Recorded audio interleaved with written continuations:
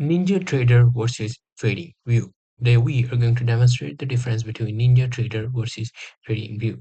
In order to do that, I have made this table, comparison table. Now, first thing we will talk about NinjaTrader and TradingView is focus.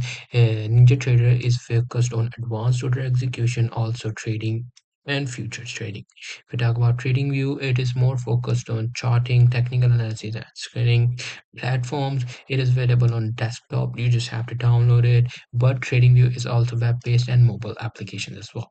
If we talk about the pricing, NinjaTrader is free and have paid plans, so as the TradingView. If we talk about trading, the NinjaTrader has built-in order execution, while the TradingView has integrates with some brokers. If we talk about charting, it have advanced charting tools. I'm talking about the NinjaTrader. While if we talk about the TradingView, it has extensive charting tool with indicators and strategies. If we talk about the technical analysis, you can do advanced technical analysis by advanced technical analysis tools and studies in the NinjaTrader. While if we talk about the TradingView, has a wide variety of technical indicators and drawing tools.